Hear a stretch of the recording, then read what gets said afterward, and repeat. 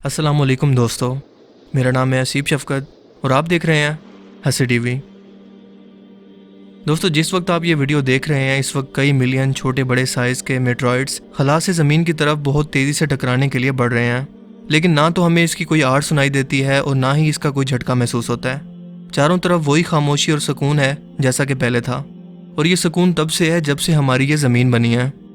और ऐसा इसलिए क्योंकि बज़ाहिर ट्रांसपेरेंट दिखने वाला हमारा आसमान दरअसल एक बहुत बड़े और तरतीब से बने एनवायरनमेंट पर मुश्तमिल है जो कि ज़मीन की आसमानी हिफाजती तय है और किसी शील्ड की तरह खला से आने वाले मेट्रॉइड्स की फायरिंग से इंसानों को बचा रही है।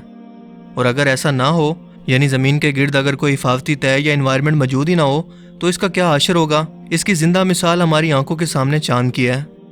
बज़ाहिर खूबसूरत और बिना किसी स्पॉट के नज़र आने वाले चाँद की सरफेस पूरी तरह से गढ़ों से भरी पड़ी है, जो कि छोटे बड़े हर साइज़ में वाज़े तौर पर टेलीस्कोप या इवन के दूरबीन से भी देखे जा सकते हैं, जो कि इन्हीं मेट्रॉइड्स की बम्बार्डमेंट का नतीजा है, जिनसे बचाने के लिए चांद की ज़मीन की तरह की कोई हिफाजती तय शुरू से ही मौजूद नहीं है और इसीलिए चांद पर ज़िंदगी का वजूद भी नहीं है। लेकिन ज़मीन का एटमॉस्फेयर 5 बैरूनी तय ट्रोपोस्फेयर, स्ट्रेटोस्फेयर, मेसोस्फेयर, थर्मोस्फेयर और एक्सोस्फेयर नाम की गैसी से बनी लेयर्स पर मुश्तमिल है, जिसकी ऊंचाई 10,000 किलोमीटर है। जब भी कोई मेट्रॉइड ज़मीन की तरफ बढ़ता है और इसके एटमॉस्फेयर में दाखिल होने की कोशिश करता है तो इसके पास मौजूद हवा बहुत तेज़ी से कंप्रेस होने लगती है, जिससे इन गैसेस का टेम्परेचर बेहद बढ़ जाता है। इतना ज़्यादा बढ़ जाता है कि ये मेट्रॉइड आग पकड़ लेते हैं, यहाँ तक कि खला में ही जलकर भस्म हो जाते हैं। इनका नामो निशान तक बाकी नहीं रहता और इस तरह से ज़मीन पर ज़िंदगी फलती फूलती रहती है। एक लम्हे के लिए इमेजिन करें कि अगर ऐसा ना हो और मेट्रॉइड हर लम्हे ज़मीन को हिट करते रहें तो इंसान तो दूर की बात बल्कि किसी बिल्डिंग या स्ट्रक्चर और इवन के फसलों का भी ज़मीन पर मौजूद रहना मुमकिन नहीं होगा। हर तरफ तबाही के आसार होंगे।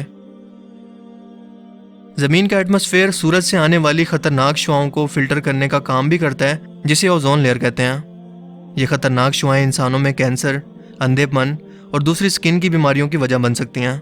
लिहाजा ये सिर्फ फ़ायदेमंद लाइट्स को ही ज़मीन तक पहुँचने देता है, जो इंसानों और दूसरे जानदारों मसलन पौधों और जानवरों के जिंदा रहने के लिए इंतहाई ज़रूरी हैं। मसलन visible light, near ultraviolet light, radio waves, ये तमाम शुआएं पौधों के फोटोसिंथेसिस और दूसरे जानवरों के जिंदा रहने के लिए इंतहाई अहम है।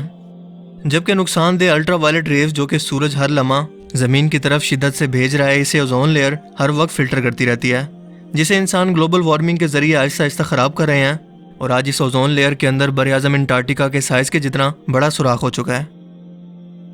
यही नहीं बल्कि क्या आपको मालूम है कि खला में अप्रॉक्सीमेटली टेम्परेचर -270 डिग्री सेल्सियस तक होता है और इस कदर शदीद ठंड से ज़मीन को इसका एनवायरनमेंट सूरज से आने वाली रोशनी को जज्ब करके और इसे गर्म करके बचाता है। अगर ऐसा ना हो तो सूरज की रोशनी रिफ्लेक्ट होकर वापस खला के अंदर चली जाए और ज़मीन एक बड़े बर्फ़ के ग्लेशियर के अंदर बदल जाए। लेकिन इस कदर ख़तरनाक ठंड से ज़मीन का परफेक्ट एनवायरनमेंट और इसका एटमॉस्फेयर इसे बचाता है। इसके अलावा ज़मीन की हिफाजती तय के अंदर एक बहुत बड़ा नाम है वैन एलन रेडिएशन बेल्ट का, जो कि ज़मीन की मैग्नेटिक फील्ड की वजह से बनता है और साइज़ में ज़मीन से इतना बड़ा होता है, यानी कि 10 ज़मीनों के साइज़ के बराबर। और एक शील्ड की तरह सूरज और दूसरे सितारों से आने वाली ख़तरनाक रेडिएशन से ना सिर्फ हम इंसानों को बचाता है बल्कि इस कदर ख़तरनाक है कि लम्हों में इंसानी ज़िंदगी को तबाह कर सकता है। ये रेडिएशन इस कदर ख़तरनाक है कि लम्हों में इंसानी ज़िंदगी को सफ़ाई हफ्ती से मिटा सकती हैं। अगर ये हिफाजती बेल्ट मौजूद ना होता तो सूरज से निकलने वाली इस कदर मैसिव रेडिएशन, जिन्हें सोलर फ्लेयर कहते हैं, ज़मीन पर मौजूद जिंदगियों को ख़त्म कर देता, क्योंकि इनसे निकलने वाली एनर्जी 100 बिलियन ऐसे एटॉमिक बमों के धमाकों के बराबर होती है जो दूसरी जंग अजीम के दौरान जापान के शहर हिरोशिमा पर गिराए गए। ज़मीन के अलावा हमारे पूरे सोलर सिस्टम के अंदर मरकरी एक ऐसा वाहिद सितारा है जिसके गिर्द ज़मीन की तरह का मैग्नेटिक फील्ड मौजूद है। इसका मैग्नेटिक फील्ड 100 गुना ज़्यादा कमज़ोर है।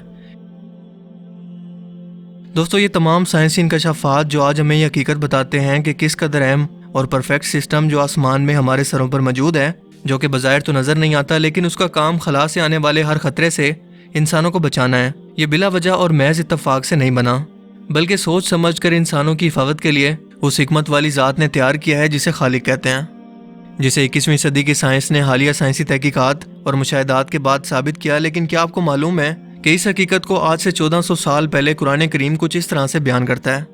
सूरह अल-अंबिया आयत 32 के अंदर अल्लाह पाक फरमाते हैं, और हमने आसमान को एक महफूज छत बनाया और वो इसकी निशानियों से मुंह फेरते हैं। दोस्तों, यकीनन आसमान में मौजूद इन खुली निशानियों को सिर्फ अकल वाले लोग ही समझ सकते हैं, لیکن کافر سب کچھ جان کر بھی اسے محض اتفاق یا حادثہ ہی قرار دیتے ہیں۔ قرآن کریم میں آج سے 1400 سال پہلے جب عرب کے سراغ کے اندر کسی بھی شخص کو ایسٹرولوجی یا کاسمولوجی کا کوئی علم ہی نہیں تھا، یہ حقائق اللہ کے رسول صلی اللہ علیہ وآلہ وسلم کو کس نے بیان کیا ہے؟ یقیناً اسی خالق نے، جو یہ ثابت کرتا ہے کہ قرآن کریم کسی شخص کے الفاظ نہیں بلکہ یہ اللہ کا کلام ہے۔ اور اسی لیے انسانوں کی اس کھوج سے پہلے ہی اللہ تعالیٰ نے قرآن کریم میں ان حقائق کو نشانیوں کے طور پر بیان فرما دیا، لیکن آج بھی لوگ ان نشانیوں کو کھلے عام اپنی آنکھوں سے دیکھنے کے باوجود بھی محض اتفاق قرار دیتے ہیں۔ اور اسی لیے آسمان کو ایک محفوظ چھت بنانے کی بات کرنے کے بعد اللہ پاک فرماتے ہیں کہ کافر اس کی نشانیوں سے منہ پھیرتے ہیں۔ مجھے امید ہے کہ آج کی اس ویڈیو سے آپ کو کچھ نیا جاننے کو ملا ہوگا اور آج کا یہ ویڈیو آپ کو پسند آیا ہوگا۔ اگر یہ ویڈیو آپ کو اچھا لگا تو اسے لائک کیجئے اور دوستوں کے ساتھ بھی اسے ضرور شیئر کریں۔ اب میں ملوں گا آپ سے ایک نئی انٹرسٹنگ ویڈیو میں، تب تک کے لیے اپنا بہت سا خیال رکھیے گا۔ Thanks for watching this video. اللہ حافظ۔